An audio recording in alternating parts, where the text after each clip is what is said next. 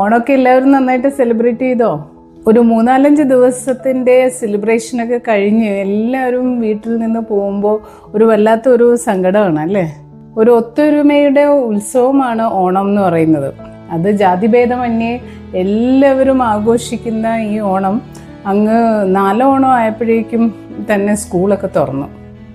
ശരിക്കും ഒരു 2 ദിവസം കൂടി കിട്ടിയിരുന്നെങ്കിൽ കുട്ടികൾക്കൊക്കെ ആ ആഘോഷമൊക്കെ കഴിഞ്ഞ് ഒന്ന് റെസ്റ്റൊക്കെ എടുത്തിട്ട് സ്കൂളിലേക്ക് പോകാമായിരുന്നു. എല്ലാവരും പലയിടത്തുമൊക്കെ വിസിറ്റ് ചെയ്തിട്ടുണ്ടാവും അല്ലേ? റിലേറ്റീവ്സിൻ്റെ വീട്ടിലും ട്രിപ്പിനുമൊക്കെ പോയി മനസ്സൊക്കെ ഒന്ന് റിഫ്രഷ് ചെയ്തിട്ടായിരിക്കും എല്ലാവരും തിരിച്ച് ജോലി സ്ഥലങ്ങളിലേക്കൊക്കെ മടങ്ങിയിട്ടുണ്ടാവുക.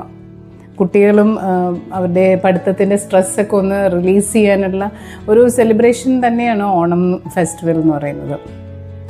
ഓണം സെലിബ്രേഷനൊക്കെ കഴിഞ്ഞിട്ട് എനിക്കും അതെ ആ ഓണം മൂഡ് അങ്ങ് വിട്ടുമാറുന്നുണ്ടായിരുന്നില്ല. അത്രയും ദിവസങ്ങളിലുള്ള ഒരു ബഹളമൊക്കെ കഴിഞ്ഞപ്പോഴേക്ക് വീടൊക്കെ ശൂന്യമായ പോലെ. ഇങ്ങനെയുള്ള ആഘോഷങ്ങൾ വരുമ്പോഴാണ് പണ്ടൊക്കെ ഉണ്ടായിരുന്ന ജോയിൻറ്റ് ഫാമിലീസിൻ്റെയൊക്കെ ഒരു പ്രാധാന്യം നമുക്ക് തോന്നുന്നത്. അതിൻ്റെയൊക്കെ ഒരു മാധുര്യം ഒന്ന് വേറെ തന്നെയാണ്. നമ്മുടെ കുട്ടികളൊക്കെ അത് മിസ്സായിട്ടുണ്ടാവും.